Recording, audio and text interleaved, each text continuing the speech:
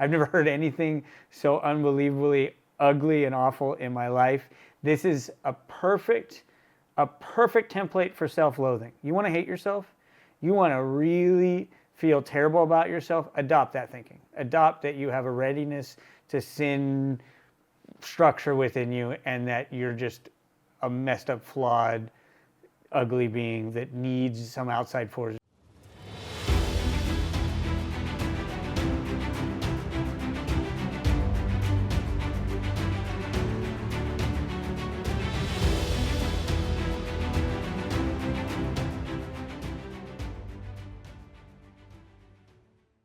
All right, guys, we're back in with the PEM podcast, doing another episode here, and this week has been a strange week. We just went through the fall equinox and had the first day of autumn, I believe 2 days ago now, and then right prior to that was the full moon. So interesting seasonal changes, and it's been a strange transition, honestly. I had some, I don't know how you would put it, a bit emotionally charged interactions with some people. One woman very much believes that women are far more often abused physically and even sexually. And we had a discussion about that. I don't think it's so clear and cut. And when you look at the numbers, it's pretty wild, actually. I think 1 in 6 men at some point in their life have been they report having been victims of sexual violence, and 1 in 5 for women. Actual penetrative, I don't know how to put that right now. SA, I guess we have to be careful how we say things. I hate that, but anyway, I'm going to censor myself. Does happen more often to women, but then again, there's an issue with reporting. Men are far, far less likely to report. So I got in this discussion with someone who was a woman and has had abusive boyfriends, some of them very violently physically abusive, and she felt very strongly about it, that women were experiencing the brunt of abuse and violence and that men were not. And that was interesting. That was a very delicate thing, and it got kind of heated, and then we got into this other discussions, and it was very reactive, and I was trying to point some things out that she did not like, and then after that it became a discussion of the credentials, the schooling she had been through, the massive experience she had with teaching children and working as a corporate life coach or whatever it was. I might be using those labels wrong, but it was interesting to see that flare up. And once it got bad enough, I said, okay, you're right. It wasn't going to be fruitful to run up against that argument anymore. That's what happens sometimes when you get people who are going to be completely shut down and not listen. And so it's better to just go, okay, fine. And then maybe present evidence in different ways, or you have to approach things indirectly if you're trying to get that person to move the needle at all and what their perspective and their position is on certain things. So that was interesting. And then, I had a funeral to go to. That's always something that brings perspective to life when you're there to commemorate someone who's passed on. So interesting week. Definitely some ego out there.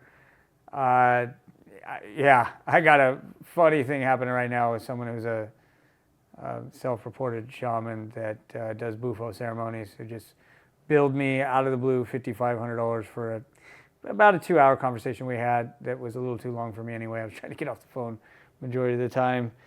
Someone recommended me to her. I received a blanket invoice in my inbox today, due date today, September 23rd, of $5,555, and I had a reaction to it, and I'm sitting here marinating in it actually, because my initial reaction is to ghost her, block her on everything, just never speak to her again.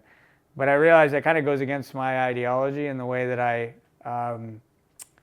believe about ego and our ways of interacting with people, and so I'm going to have to rethink that, but I am not looking forward to interacting with her. Let's put it that way. And that's my own ego. I'm going to have to swallow that down a bit and proceed ahead and see how that shakes out. Sometimes it takes me a little bit of time to calm down, shake off whatever things that I felt. And it doesn't matter that it's justified. I feel I'm very justified in being offended by a $5,500 invoice that I received very little to almost no service for. But that is still in the realm of ego, and so that's the practice that I'm here sharing with you guys, and I'm trying to practice it myself as well, and it is very challenging in some instances. So that's the way I'm going to kick off this episode, guys. We're going to get some videos. Let's see what we got. Are you attracted to men? No, Why not? because that's the way I'm hardwired. That's Okay. my So what if someone is hardwired the exact opposite way, by their God, and then not accepted by their God because God's book says we don't accept you? See, when you listen to yourself talk the way you did, I think there's a presupposition you've got, which is God created me the way I was born. Okay. And the Bible contradicts that. Meaning by that, I was not born with a desire to forgive. You hurt me bad enough, I'm coming after you. That's naturally what I do. So then I've got to ask myself the question, my desire to come after you and seek revenge. I don't know that that's natural. Is that what God created me to do? He's making Or did suppositions on God right create now. me to forgive? I was not born with a heterosexual drive to have sex with just one woman.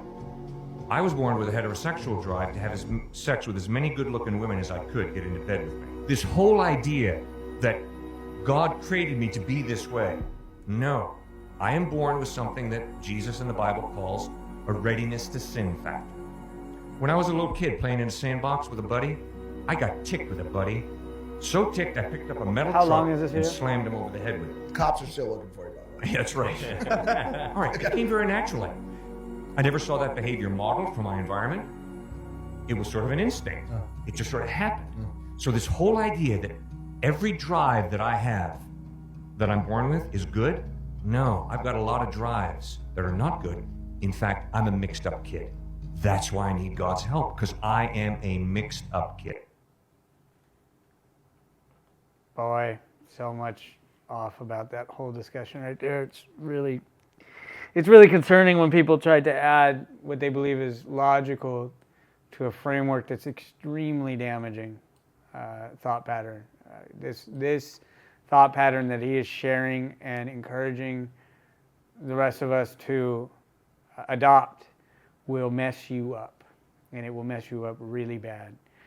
And it has messed up a lot of people. So one of the suppositions that he made, his own supposition, which I started to point out during the video, is that revenge and getting some sense of reprisal is a natural instinct.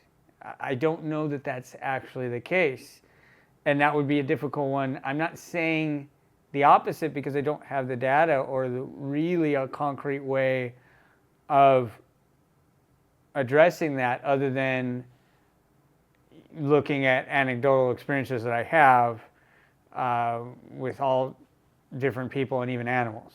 Right now we have an animal that was severely abused. She was beaten with sticks, we can tell, because if you have anything in your hand, when you approach her, she will run away from you and cower. She was abused horrifically, and she doesn't seem to have a mean bone in her body. She has never once tried to bite anyone. She doesn't growl at anyone. She has never tried to get any sort of revenge against anyone.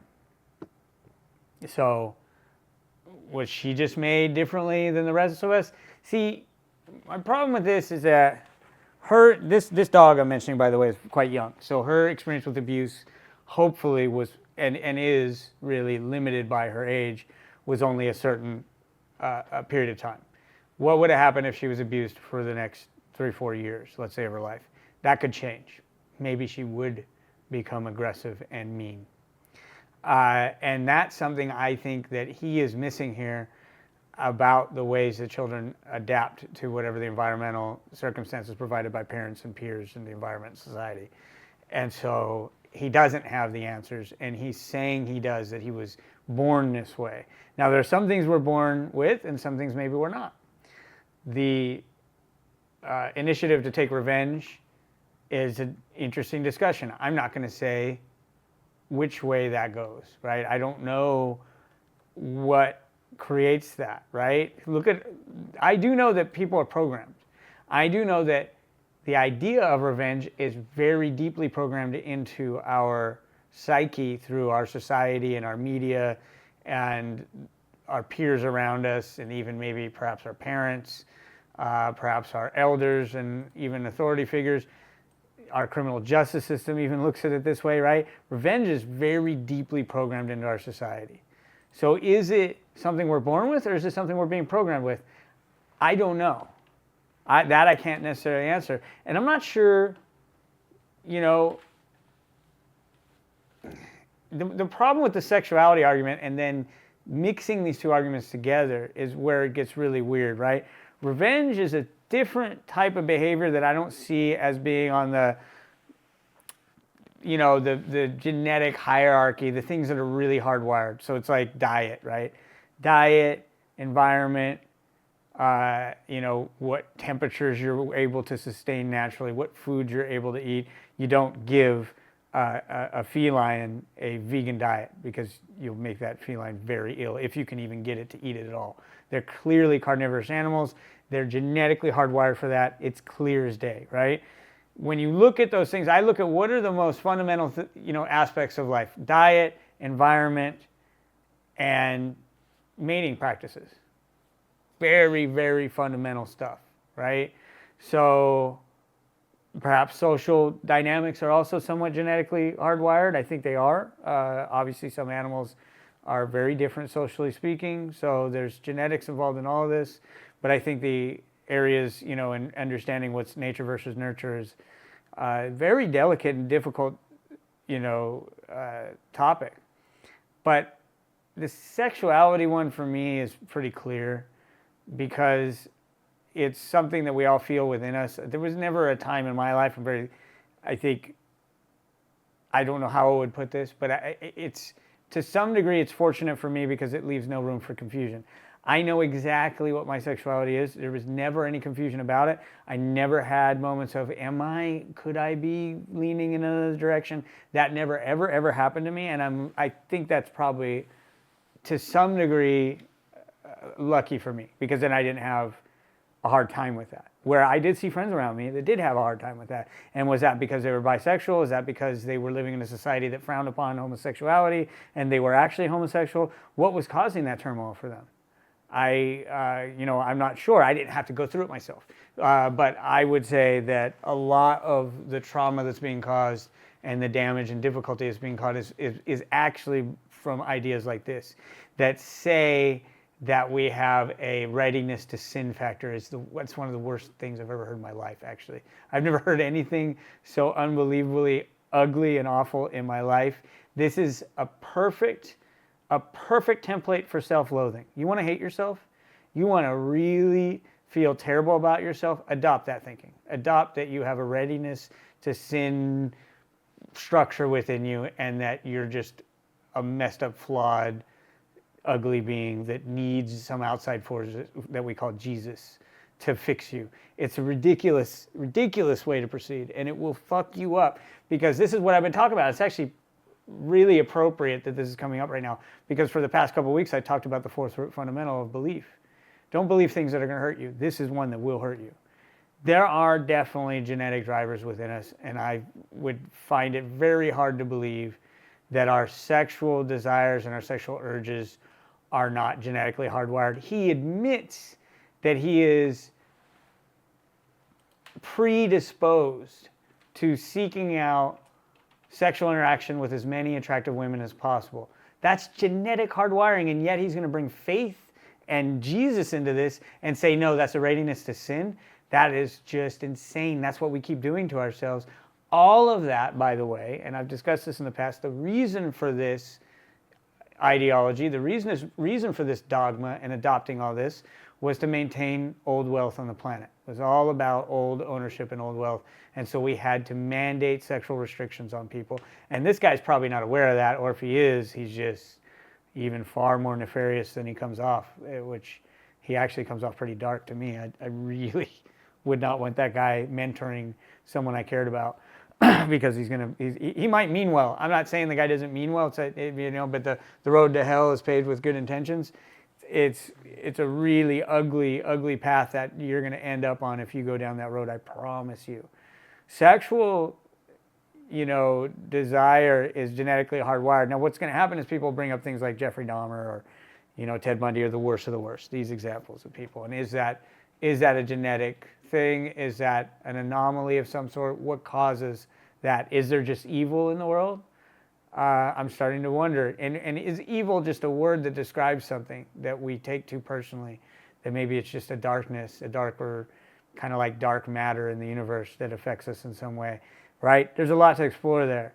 But I can tell you that what you decide to believe is going to be very instrumental in the way that your relationships pan out and, your own inner peace and your own inner tranquility. And this idea that you have a readiness to sin is going to make you into a self-loathing, neurotic, really messed up person. It's just a terrible idea. So, the fact that I have urges to sleep with multiple women is because I'm genetically hardwired that way, the same as the rest of our species on this planet that are hardwired the same way. Same way the gorillas are hardwired that way, the same way the bonobos and chimpanzees are hardwired that way. And there are other species that are not hardwired that way, that are hardwired the opposite, like the great gibbon and like, mallard ducks and whatever other species are out there that are truly monogamous. They're hardwired that way. There's never a thought in their mind about choosing another partner once they've mated and imprinted on each other. And that isn't how we work as human beings. And so if you want to impose an unnatural ideal upon yourself and then hold yourself to that standard and then say that it's sin, which is a very personal word and a word of moral and ethical judgment, you're just harming yourself. And I feel really sorry for you if you're going down that road. It's a bad way to go. It's going to harm you for the rest of your days, and it's going to harm your relationships with your friends, your family, your children. Everyone is going to be affected by that. It's a terrible way to go. We all have evil, or at least the capability to be evil. It's there, and it depends on what fuel you put in the system. Some of these people, they've done studies on people who were kind of tested as psychopaths, but they're just corporate leaders. They're not out murdering and dismembering people and doing devious, crazy things. Right. In a different way. And they probably had a different set of circumstances that didn't lead them to going in these other darker, nefarious ways. Right. So the fuel you're feeding in the system is going to have, a major impact on that. But to say that homosexuality is a sin, first of all, who's it hurting? My problem. This is why I love jokes like Lewis Black had a joke about homosexuality, and at the time they were fighting over gay marriage. And he was like, what's everyone's problem? Do you think they're coming to your house with hoods on and just fucking everyone in the ass? Like, it's not your problem. These are two consenting adults. We're not talking about any type of forcible, breaking of another person's free will. We're not talking about, essays. We aren't talking about any of that stuff. We're talking about two consenting adults engaging in activity behind closed doors and privacy that's none of your fucking business and doesn't affect you whatever. This is a victimless crime. There's no sin there. It's just, it is mind-blowing. Yeah. It is mind-blowing. I get why people get so upset, because it's like, how can you not see this? And I guess just ego needs to be right, maybe. So these people, once they've adopted, and I think maybe it's a fear thing. Once you've adopted an ideology and you believe you found the truth, then it's extremely scary to go, I think I have to let go of that now because there's opposing information. So I think that must be very hard for people who fall into all kinds of erroneous ideologies. Think about racial ideologies and joining white supremacist groups or anything of that kind. And then finding out one day, oh wow, why did I believe that? It was completely, there's so much evidence to the contrary of that belief system. But then maybe I could imagine there could be some fear, like, oh, what do I believe now? Who am I now? I'm losing my identity. Who are my friends? Now I've lost my support group as well, because if you were, for this example, a white supremacist, that was your whole support group. Those are your family, that's your friends, that's everything. Now you're leaving that behind. It's very, very frightening. And that happens with churches, that happens with all this. Once you start to say, hey, guess what? I don't believe you can pray the gay away, and I don't believe that homosexuality is a sin, and I don't believe those things. Now you're in opposition to people who you're starting to create a rift, perhaps. And unless they're very egoless about it, and they're willing to say, okay, we agree to disagree, fine. But what I find often is that's not the case with these folks. And even if they say that on the surface, behind closed doors, they're not truly adopting that mentality. So, programming of the minds of humans there's a lot of viruses out there, a lot of programming viruses created enormous damage and suffering on this planet. Yeah. Today we're doing even more to Slow. uphold the law. I can hear it. And to go after those who are trafficking these children. We're not going to allow this to stand in the state of Florida. And just think of Florida. what we've done. What is our stand on sexual exploitation of minors? We've authorized the death penalty for pedophiles, and that's something that is absolutely appropriate. Well, guys, here's the problem. This is the issue with this is it's so taboo that you're not even able to have like just a intellectual conversation about this. People get way too upset about this one, and I get why they're upset. My biggest concern around political movements in this way is that they are, for me, suspicious in their true motives. Meaning, is this individual, and I don't really know much about, I don't know who the major players in Florida politics are. I don't really care. But what's the real motivation? Is the motivation for re-election? Is the motivation to support the party? I'm wondering if he's probably Republican. I don't know. What? And I don't care, Republican or Democrat. I'm neither. But what is the real motivation here? Is it really about the kids?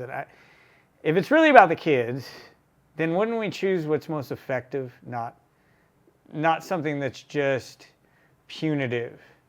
So this kind of ties into what we're talking about with the revenge thing. This is revenge now. I don't believe this is, depending on where you're at, like if he's there politically motivated, that's a different discussion about political motivations and why people embrace certain movements and do what they do for maintaining their power status and even, climbing that power ladder. That's a different issue. But then just looking at the idea of this type of strict, extremely strict enforcement on this behavior, which is a human problem. And it's a human problem beyond any other species on the planet. It does exist in much smaller frequencies, much smaller probabilities of, true quote-unquote pedophilia in other species. They do exist, but it's very rare. And this is where this conversation is always just completely glazed over, and there's all this emotion over this stuff, instead of really looking at it meticulously and saying, first of all, we have to describe what a pedophile is and actually have a very strict definition. Then we have to understand, there's more than that going on. Meaning, there's sexual predation happening to people that wouldn't qualify as the act being pedophilia, because that actual clinical definition would have to be with a member of the species that is prior to sexual maturation. So that means quite young, very young, usually younger than 11, 12 years old in those earlier years. And now we're getting into something that is true aberration. It's a sickness, I would say, but it's truly on some level unnatural. And it does happen, like I said, in the wild with other animal species, but very infrequently. And that's a whole nother discussion to get into. But the question is, why do we have so much more of it happening within our species than it does happen in any other species? And I think it's quite clear why. It's because of the way we manage sexual concepts within our society. So when you create a taboo, when you create something that is even frowned upon to discuss, you are creating a whole subsection of population that are obsessed with that and want to explore that exact same Pandora's box that they're told to never open. We understand human nature, I think, pretty well at this point. We understand that when you say, hey, here's a box, there's something in this box that you're never, ever supposed to look at. And then I set that box down and I leave the room, and this room's full of 100 people, what's going to happen? A bunch of those people are going to want to see what's inside that box. In fact, they're going to want to know what's inside that box far more than if I told them what was in the box, or far more than if I didn't say anything about the box. The fact that I'm saying you are forbidden and shall never look inside here is going to create a whole bunch of opposing energy and opposing interest. And that's a major problem here. Now, that problem isn't that we should say, hey, that I'm saying it's okay to engage in this activity. That's not what I'm saying.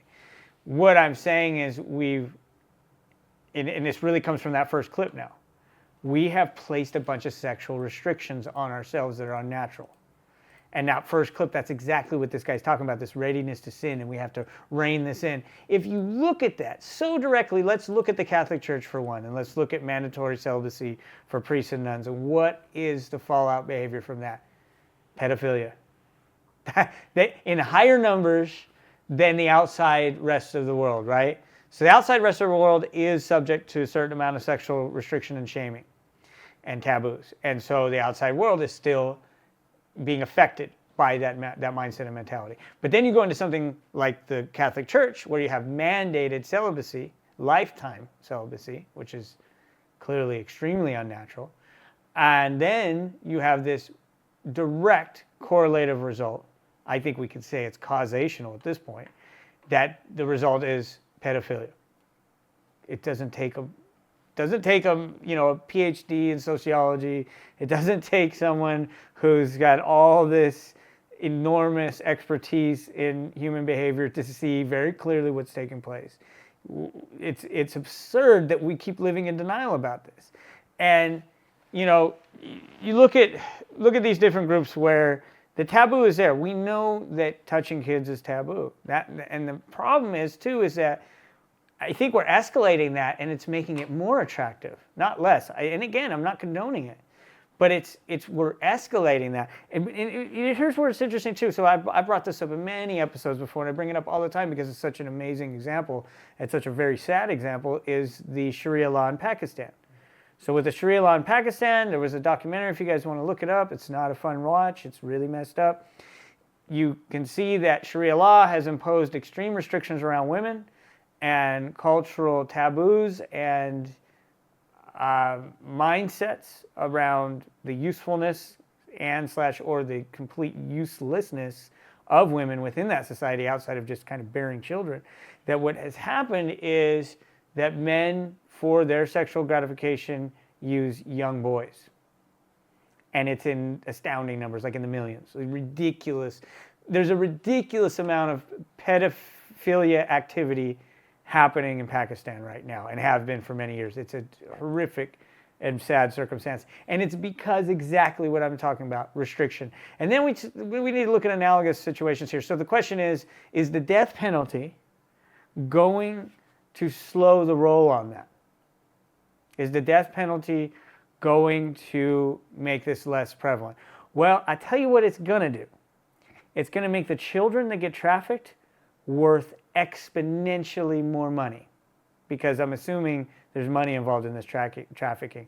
I'm sure there's money involved in, I have no idea about pedo content or any of that crap, and I certainly don't want to be exposed or to learn too much about it, honestly. It's a really dark world. But I'm assuming that these people engaging in these dark underworlds are making money from it, paying money for the content they're interested in, all kinds of nefarious things happening here. We're talking about human trafficking. So now you're talking about increasing the value of this target vulnerable population. What's going to happen then? I don't think the death penalty is going to dissuade people from that. We've seen that with drug trafficking. We've seen that, with other forms of crime. Death penalties exist with murder. People still murder each other. People still commit heinous crimes. In fact, at pretty high percentages. I don't have all the statistics in front of me right now, but I think if we were to go look state to state at ones that do still utilize the death penalty and look at their rates of violence and violent murders, I think you'll find that there's not much of a reduction. And so what you're doing here is you're increasing the value of the illicit commodity, which will only bring opportunists seeking, monetary benefit into that.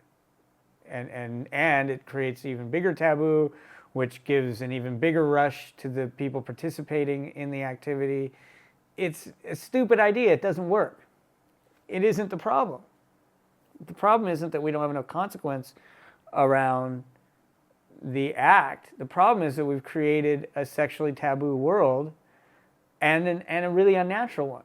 One of the things that's extremely uncomfortable to talk about, and this is where people get really upset, but you have to be willing to have an academic discussion around this and understand what's taking place before you can have a meaningful solution to the problem.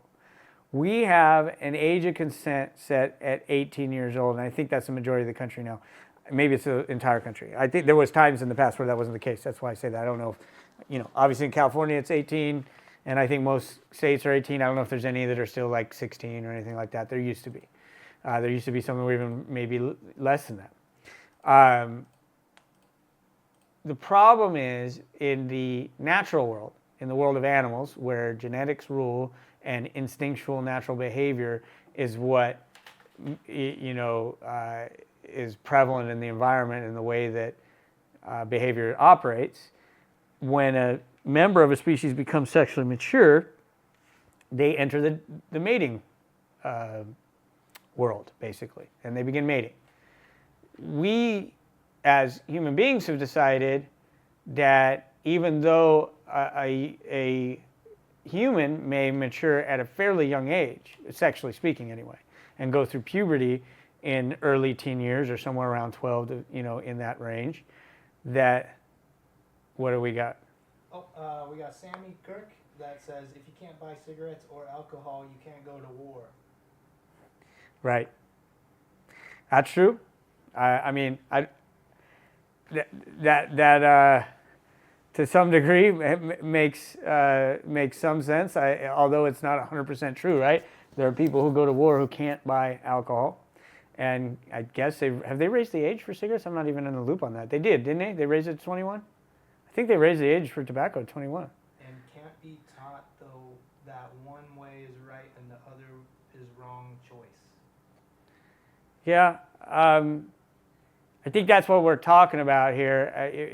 If you're talking about consent and understanding what you're getting yourself involved with, and I think that's a good example. You're bringing up the armed forces and military service. Someone who's 18, I would argue, doesn't fully understand the implications of their actions either. In fact, based off of brain development, we know that brains in humans don't fully develop till they're close to about 30 years old. So in reality, in order to truly be able to take responsibility for the choices you make, you would have to be that old. So why not set the age of consent for sexual interaction at 30? It's a ridiculous idea is why. And, plenty of people have made terrible choices with their choice of mates and what they're doing sexually in those years between the age of consent at 18 and 30 years old. And those choices have impacted their lives possibly permanently. So we've set a bar that says, look, it's at 18. The problem is, physiologically speaking, humans sexually mature prior to that. And then we've instituted laws around it that create further taboos. Now, I don't know what the answer to that is. And I'm not saying that we should lower the age of consent. I'm not saying that. I just know that we have an issue, even in the fact that we must wear clothing, and we have a modesty issue around human genitalia, where no other animal has that issue. We have a problem in which we've said that there is something foul and negative and shameful and sinful, if you want to use that word, around certain areas of the human body. And I think that is really when you start to get into what's causing pedophilia right there. That's what's causing the taboos that we as an entire species have adopted ideas that are unnatural. And, there's a scene in Dances with Wolves that I think is a good scene. If any of you guys, it's a very old movie. Some of you may not be aware of it, depending on what your generation is. But it was Kevin Costner, and it was a story based on this idea that some of the soldiers of the time were stationed in very outlying kind of Western conquest territories, and that they were rubbing elbows with some of the natives. And that's what happened, and he's kind of even welcomed into the native community. And there's a scene where they're in a very large teepee at night, and it's a huge teepee, and there's a lot of people in there, and there's children, and there's adults, and there's the entire, cross-section of communities there, and there are people having sex right there. They're having sex under a blanket. They're not, showcasing some sort of exhibitionist, type of display, but the children are right there. Now, if you were to do that today, even under the covers, and someone were to find out that you had sex with your partner in front of a small child, you would go to jail. And it would be a serious crime. You'd have some big problems. And that right there, I think, is where we're starting to run into issues. Because if you look at these natives, they saw it as natural behavior. And it is natural behavior. That's the problem. And we've said, no, there's something sinful and shameful about it. And that children are not equipped to handle it. And that we shouldn't even allow them to see it. But we can watch them, we can have children watch, say, lions mate. Or children can watch beetles mate. Children can watch a number of species mate at a pretty early age. But we find there to be a problem with humans mating. And that's where the problem is. And now we're so hardwired programmed. And I'm not going to say that I'm not programmed that way, because I very much would have an issue at the moment with walking around naked or just seeing people having sex in public. That would be a strange thing to have happen. So I'm programmed just as much. I'm just saying I don't know that it's been healthy for our species. I actually think it's done a major disservice to us. And I think it's caused individuals to prey upon vulnerable subsets of our population to get their sexual gratification. And the death penalty is not going to solve that, guys. It won't.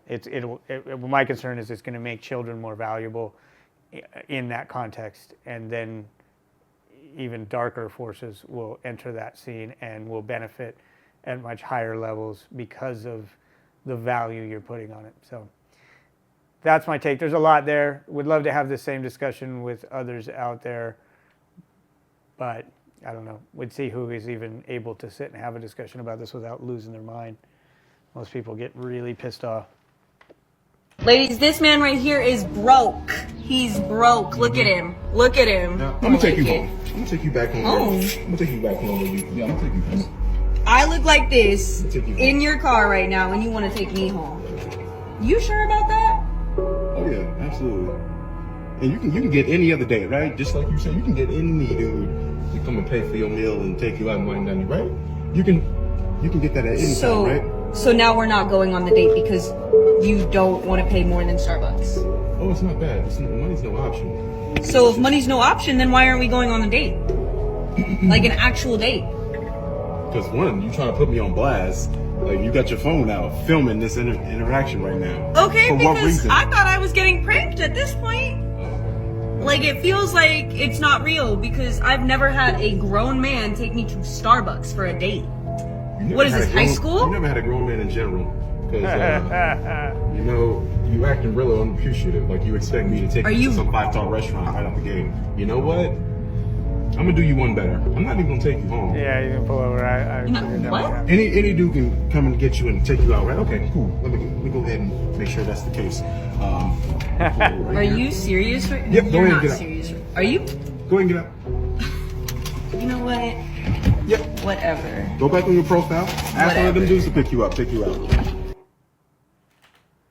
Yeah, I mean, there's a few of these out there. I've seen a few, and it is interesting. I actually just had a date with a woman, and she didn't respond to me afterwards, and it went well. She even kissed me at the end and everything, and then she was like, so what are,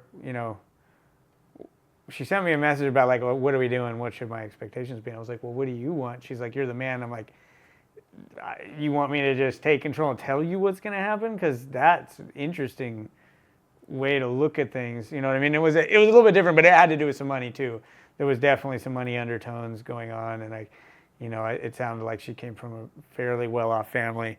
Her siblings were all off traveling the world, really just enjoying life without having any kind of limitations with what they were doing. Her brother was somewhere, I forget where he was. He was in Sweden or Denmark or something, and he was headed to Greece next and just having a great time. And her attitude, it was a pleasant enough date, but it was a similar situation. I think there was extremely high expectations. That is a major red flag for sure.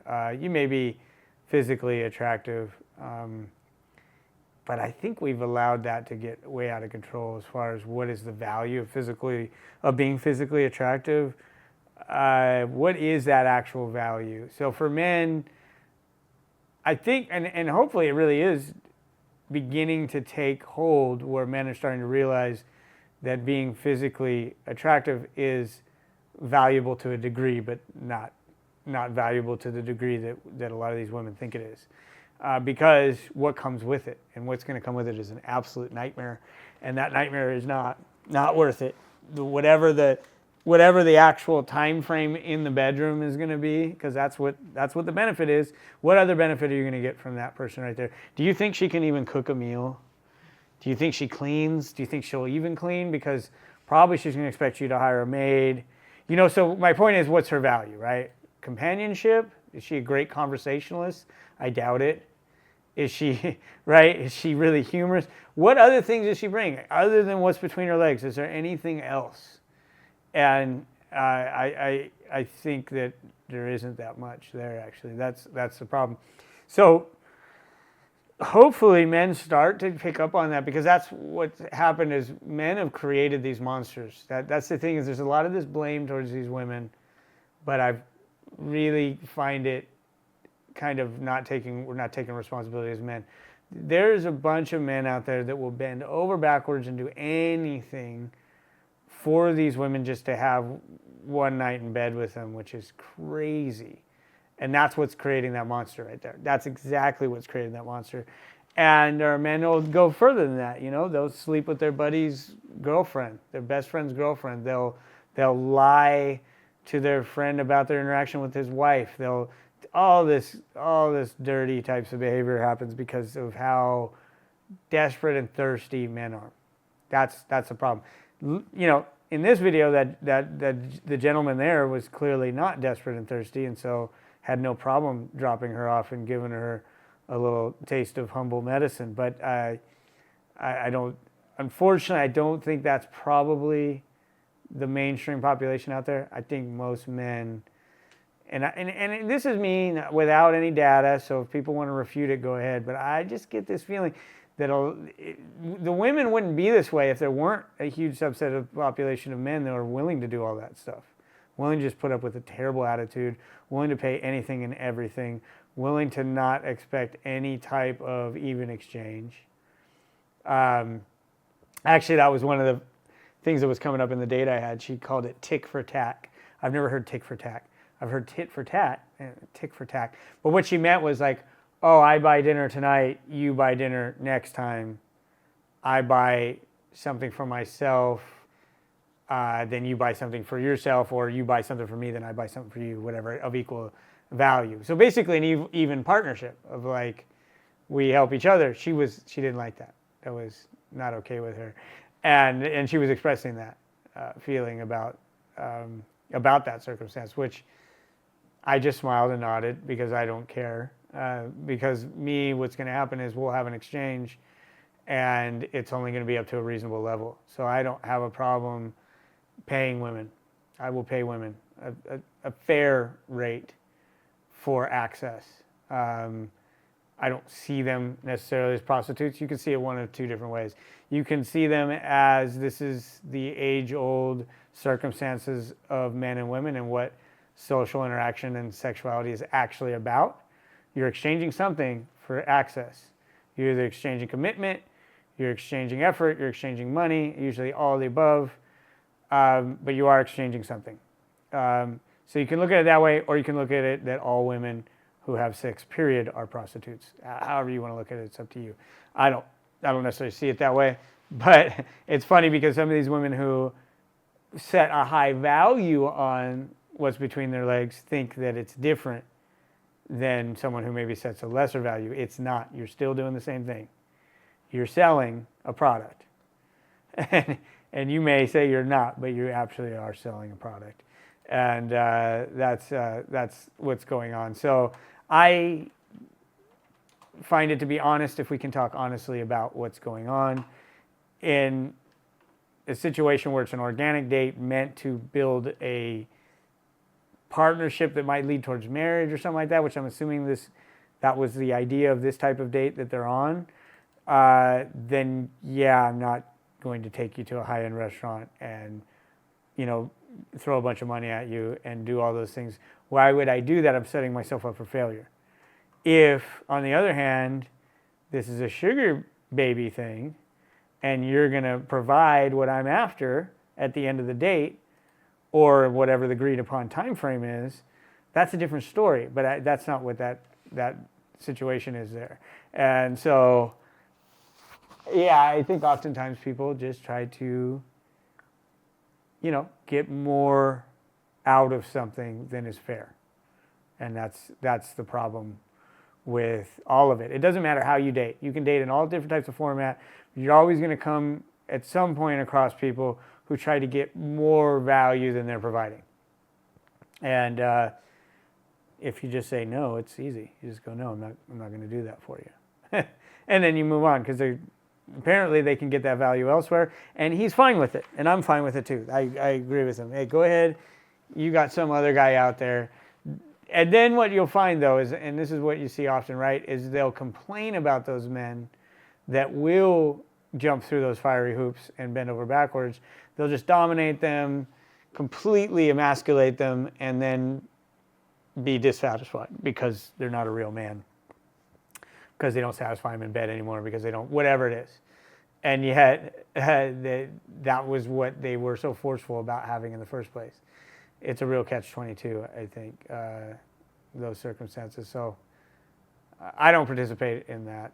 There's no way I won't deal with that type of attitude. It's kind of like the woman invoicing me for $5,500 out of the blue. It's laughable. So yeah, we gotta, as men, we have to not do that. And if we all just didn't do that, it wouldn't be a problem anymore.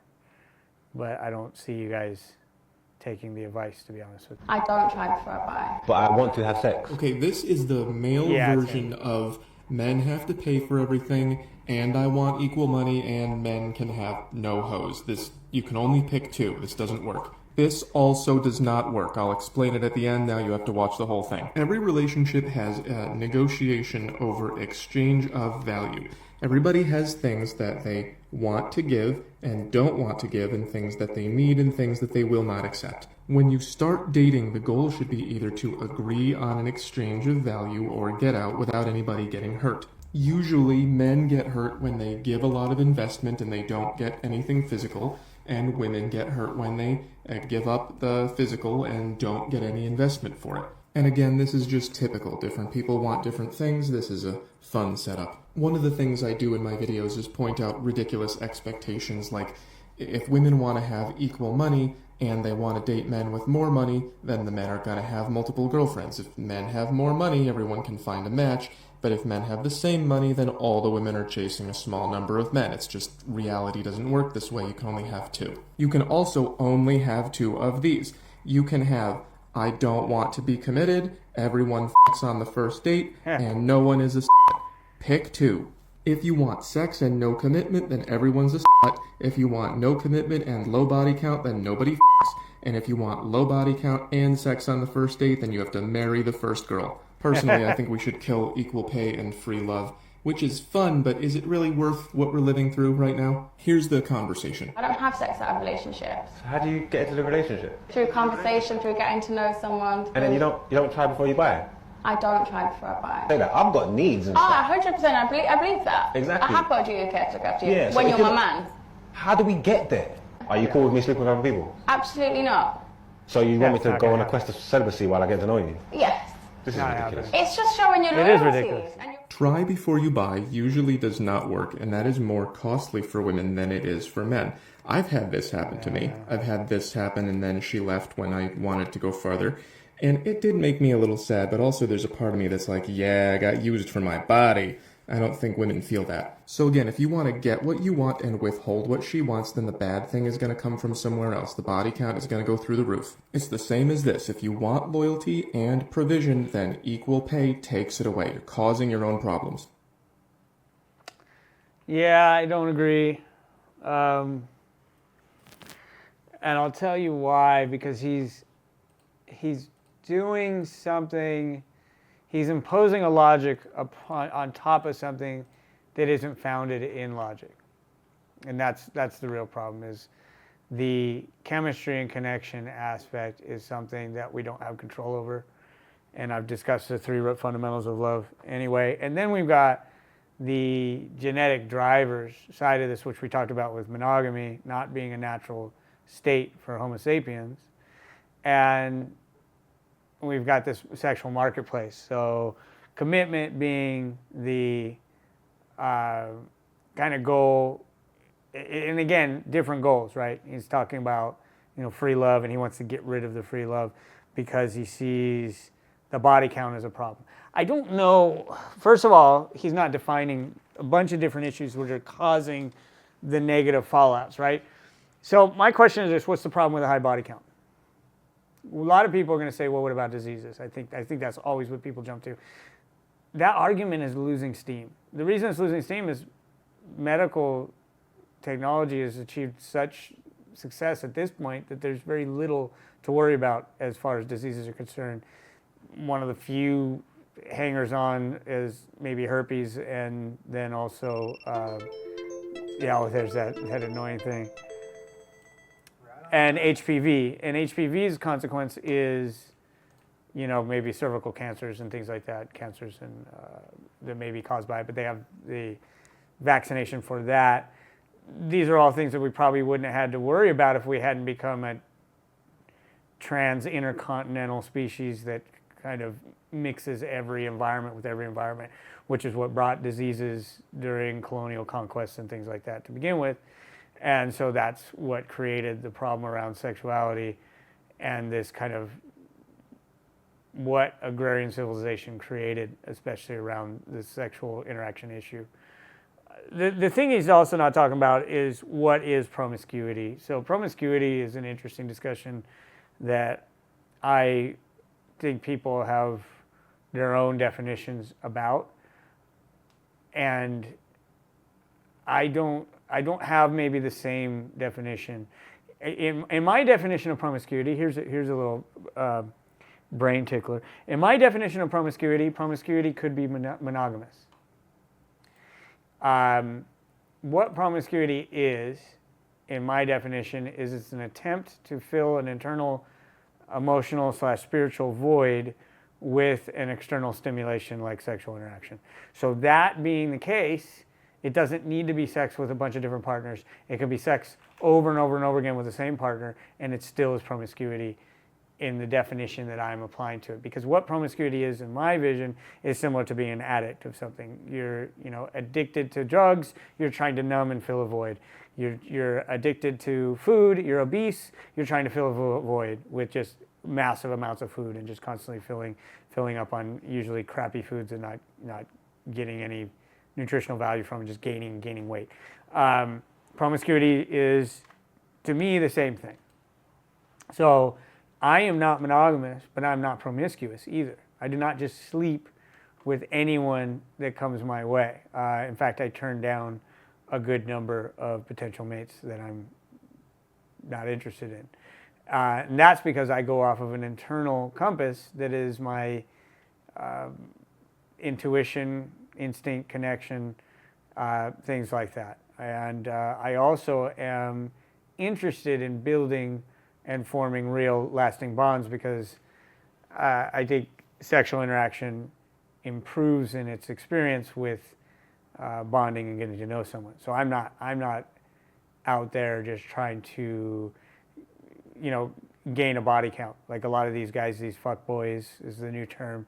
that replaced the old term, the players, and that's an invention from the feminist camp side of things. They are trying to fill an empty void. I have friends who are married who will go to Mexico and go to brothels, multiple brothels in one night. One friend is astounding record. One night at 4 different brothels with 5 different women in one night. Meanwhile, his wife was north of the border. So that's promiscuity, 100%. And this guy, I've seen his videos elsewhere, and he does a good job of kind of explaining what the parameters are that we're dealing with. We're dealing with an economic exchange and a marketplace that's based off of supply and demand and where the demands are. And we have a physical exchange that's taking place. And this is the age-old equation, the age-old economic circumstance that has been part of human sexuality since the beginning of agrarian civilization, which is that at the time, and this is what he's not mentioning here, and he's missing a piece of it, at the early inception of all this, female body access was the commodity. It was the valuable commodity that was paid for by a currency. That currency, namely, was male lifelong commitment. After the 1960s, so for thousands of years it remained that way. And then after the 1960s, we had a major paradigm shift that came with the social upheaval of the time. So we had the, prior to that we had women's suffrage, and then after that we started to see improvements in contraceptive technology, and then we came into the civil rights movement and the women's liberation movement and sexual revolution. Those 3 main social upheavals had an unintended result. They had an unintended consequence of reversing the commodity currency exchange. It's one of the most basic economic equations there are. And that reversal is that male lifelong commitment became the commodity instead of the currency. Female body access became the currency instead of the commodity. And that's what's missing from that beginning discussion and what that guy is saying. He's saying, hey, how do we get there? How do we get to the relationship if we're not going to sleep together? And he's 100% right. There is no way in this world that I'm going to commit to you without having some sort of assurity. Right? So if we're going to auction and, I'm going to need a deposit of some sort. I'm going to need you have to at least pay the auction house, let's say, to join the auction that day. You're going to place a good faith payment down. It's sort of like we're talking about large commitments here. So like in a house purchase and real estate purchase and escrow, you're going to put a good faith payment down. Usually it depends on the size of the property maybe, but let's say it's like a $10,000 good faith payment that we are serious about buying the home. That's as you go into escrow and then you say, hey, you know what, we actually do want to buy the home barring any issues with our inspections. Here's our $10,000 good faith, right? It's because it's such a large commitment we're talking about. There is no way in hell I would date that woman. She's not going to get me to commit. I don't know what she's like in the bedroom. I don't know if she's going to fulfill my needs. And it's just not even, it's just counter to what the reality is of human beings, right? It just is. So she's going to have all this extreme sexual restriction around interaction with her, and a lot of guys are going to go, oh, I love that. Her body count's low. My whole question is, why is the body count an issue for you? What is your hang up with that? It's, none of you are dating virgins. Even the ones that maybe tell you are virgins, they're probably not. No one here is dating virgins, and no one here is monogamous. You guys are lying to yourselves. You might be serially monogamous, so you engage in a serial form of monogamy, but you're not monogamous because you had a sexual partner prior to that interaction, and probably multiple sexual partners prior to that interaction. And I don't know what constitutes a high body count, right? I don't know. I mean, some people have hundreds, right? And that's high. That anyone who's got in the hundreds and is in their 20s is obviously promiscuous. That's a promiscuous behavior. I mean, even in hundreds and you're in your 40s, it's probably a promiscuous behavior. How would you reach that? You would have to really, really be very active, and it would be fairly empty. You're not forming any type of connection with the person in order to keep moving from the next person to the next person. So it certainly fits with my idea of what promiscuity is, but I have a different context around that. It doesn't work, this idea that we're going to eliminate the sexual exchange before the commitment. And it's funny that people say that doesn't work, that actually leads to more problems. I'm sure there are statistics out there that are supporting this idea, but I think that they leave out a lot of other parameters that we have to consider, right? How much of the correlative things that we see are actually just that. They're correlations and not causation. That's where it gets so tricky. That's where it gets really complicated. For me, I've had very few, let me reframe that. I've had actually zero positive traditional relationships. They were all built on false, fake kind of personas, really, in a way, where people were not being their true selves in an attempt to sell a version of themselves that wasn't actually who they were. And then there was a lot of lying and deceit behind the scenes.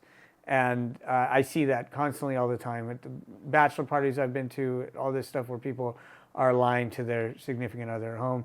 I see where people are not friends with each other. They're not friends because if I enjoy an activity, I share that with my friends. I'll tell them about what I'm up to. The problem with this enforced contractual monogamy is I might find another woman attractive. And if I can't talk about that with my friend, then we aren't really that good of friends. And that's what gets interesting about relationships, is one of the number one ways to rekindle a spark, passion, sexual attraction in a very long-term relationship is openly talk about those exact things. It's called acknowledging the other. Esther Perel, who's very good at her job, explains this. So I think people are lost, and it's very easy to get lost because it's a complicated topic, but they're programmed to such a degree that they're missing so much of the landscape that's really taking place. And sexual restriction is not what's natural for us. Promiscuity is also not what's natural for us. So where is the middle ground? The middle ground is in doing the emotional process and spiritual process work that needs to be done to find yourself and to answer your questions in a way that don't lead you into more trauma and more pain. So believing that, sexual restriction is a must, a lot of times then leads to a hypocrisy in some level. So this woman has clearly had other relationships in that clip, but in her mind, she sees herself as being very chaste and very kind of monogamous in a way. No, she's not. She's not at all. She's had other relationships, who knows how many, but still, she's no virgin. So there's a hypocrisy there, and we're setting the bar based off numbers, and numbers are not what the issue is. The issue isn't the numbers. The issue is the intent. The issue is the motivation for why you're doing what you're doing. Are you behaving like an addict, or are you behaving like someone who's done the work on yourself and isn't trying to fill a void with an external stimulation? That's the real issue that's happening. And this obsession with monogamy being synonymous with loyalty is creating a lot of damage in our society. And it's part of that sexual restriction issue and a imposition of an ideal that is not actually natural. We're imposing unnatural ideals upon ourselves. It's a really bad way to go. The worst thing that's happening right now is people going, well, I'm bad at texting. And then you go, no, you're not. You're not better than everyone else because you're bad. No, you're not. There's an elevation that comes with that, where they're like almost like bragging.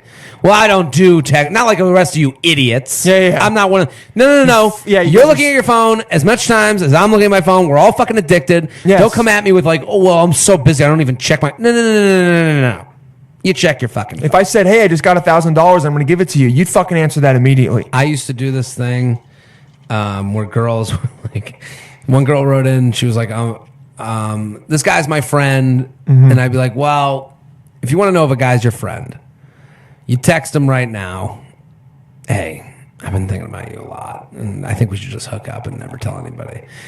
And then he will, if he writes back, "LOL." Like, that's fucked up, you're ridiculous. That's a friend. Yeah. Okay, so I'm not even going to focus on the very last statement he made there is the most important one, actually, not the rest. And here's why. What he's saying is, if you really look at the logic there, what he's saying is you cannot be friends with someone you're having sex with. That's frightening. If that's true, then we're all fucked. And we're all in real big trouble right now. That's what he's saying. He's saying sex cannot be involved with friendship. That's a terrible way to proceed with life. And it's the exact reason why I stopped adopting, why I discontinued monogamy. It's the exact reason why I started being my true self in front of people, especially women. It's the exact reason I did all the things I did, because I realized the women that I was dating, that I was in these quote-unquote monogamous relationships with, were not my friends. They weren't my friends. And the problem here is that friends usually gather around their favorite activity. Like, I have friends who are jiu-jitsu practitioners, right? And we gather around martial arts and we watch MMA and go to fights, or we practice jiu-jitsu and we have that in common, and that's our thing that we like to do. And I have friends that surf, and that's what we do. We go and we surf and we talk about surfing, and that's the fun thing we like to do. And then I got friends who like to ride motorcycles, because I ride motorcycles. And if we link up and do something, we're riding somewhere. We're on a bike. We're talking about bikes. We have fun riding bikes. That's what it's about. Here's where the problem begins. With my jiu-jitsu friends, I don't get upset that they went to some jiu-jitsu seminar without me, that they joined some gym and did jiu-jitsu without me. With my surfing friends that went and surfed some great waves somewhere and had an awesome experience, you know, if I was invited, I mean, if they intentionally don't invite you, this is a different story. Let's preface this a little further. If I'm invited, right, but I couldn't go, I'm not upset. I'm not, hey, that's great. I'm glad you had such a wonderful experience, right? The people that ride motorcycles, same thing. Someone went out and bought a brand new bike and they had a great ride the other day. Am I mad because they went out and bought a bike without me and did all that? No. But couples that are having sex, that's one of the main activities that's engaged in, that they both enjoy together, God forbid you go have sex with someone else. You see what I'm saying? The problem there is that we're not monogamous. See, there wouldn't be a thought of having sex with someone else if we were monogamous. That's my whole point here. The point of the gibbons and the mallard ducks and this stuff, they don't even consider it. It never enters their mind. Yeah, I'm not in the mind of those species, but I can tell you, after being around animals my whole life and raising dogs and being on farms at times when I was younger and things like that, animals do not restrict their behavior unless a human steps in and teaches and programs them to restrict their behavior. Otherwise, they will not. They live their lives instinctually. So an animal that isn't monogamous is going to go and have sex with other members, and that's how it goes. And then, depending on what their social hierarchy is, they might actually fight over mates. They may, you know, in male, you know, where male has sort of harem-like setups, you know, like gorillas and horses and cows, you know, the males fight. And then the dominant male gets the harem. But, you know, that's what's natural. They're naturally behaving. They aren't restricting any behaviors on their own. That's not what they're doing. We're restricting behaviors that are around the most genetically hardwired thing there is, I believe, is, you know, diet and environment and sex. And we're imposing ideals that aren't realistic. They're not even healthy. And then we're not friends with each other. Because you went and had sex with another person, and if I hear about that, I can't handle it. Because in my mind, you're not loyal anymore, and you're going to leave me for that other person, and you're just going to uproot everything, and everything we've built together up to this point is in jeopardy because of all of that. Why? Loyalty and sex are not the same thing. And then there's all this separation. All this separation that's not a village anymore. That's why we have to live in these little boxes we call houses and live in these you know, cubicles we call apartments. We need to keep these walls up because we can't handle the sexual aspects that are going on around us. We literally can't deal with it. We have to clothe ourselves. We have to block it all out. We have to say, oh, you have to be my one and only partner. We are so fucked up in the head around sex. It's ridiculous. It's out of this world ridiculous. I don't get jealous anymore. I've had, when I started to adopt that way and I truly faced myself and I got past jealousy, I had one woman in particular, very few, but one in particular, truly attempt to make me jealous. And when she did that, it did have an effect. Eventually, I even got over that, and I just saw a messed up person that was trying to hurt me, and wanted some sort of retribution and some sort of manipulation. I saw it for what it was. It wasn't love. She wasn't doing what she did out of love. That's the thing too. I would never rub something in someone's face. Like sometimes we might joke like, but even then there's a delicate balance there, right? Like I might joke like, hey, I surfed some great waves the other day and you missed out, bro. Like, especially if there was an invite given, like, hey, you should have come. Like we invited you to go, hey bro, look at these, like so-and-so took some pictures. Look how badass this day was. We're kind of rubbing it in your face, but you were invited. You weren't told not to come, and we're like, nanny, look, you couldn't go because you're a piece of shit and we don't want to hang out with you, right? Like that's not what we're doing. It's the same thing with the sex thing. That's the problem. And then again, we'll get into the arguments of the sexual diseases. We wouldn't even have the sexual diseases if we didn't have this transcontinental mess that we created through agrarian societies and everything, and non-tribal living circumstances. And tribes people did not have the same, and I'd like to see that data. I don't even think we have it. What was the situation around sexually transmitted diseases in tribes that truly were hunters and gatherers, indigenous tribes that were not affected by colonizing forces? I bet you they had little to none. It was this mixing of geographical areas and different microbes and all that stuff that led to what we have now. But science, like I said, as far as diseases go, I'm not too concerned about sexually transmitted diseases. I mean, I don't want them, and I'm not, like I said, I'm not promiscuous. But they've got a cure for AIDS at this point.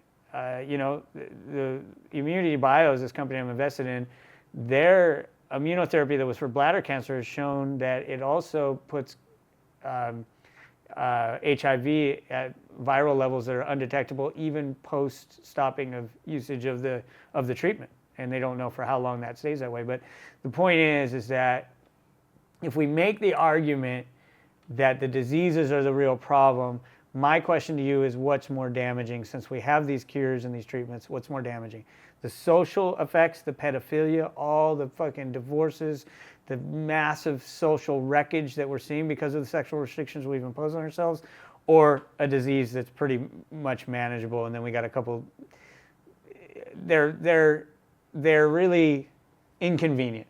Herpes is inconvenient and not too sexy. It's not a nice thing to have to tell someone. So I'm not, but again, I haven't had those problems because I don't engage in promiscuous behavior. I am choosy in my, in the mates that I want to actually become intimate with. So to say that we cannot have sex and be friends is a powerful statement, guys. That's a powerful statement, and it's exactly what I'm saying. That if you cannot have sex and be friends, something's way wrong. Something's way, way wrong. They're called girlfriend, boyfriend. Girlfriend, boyfriend. For most people, they are not friends. That's crazy.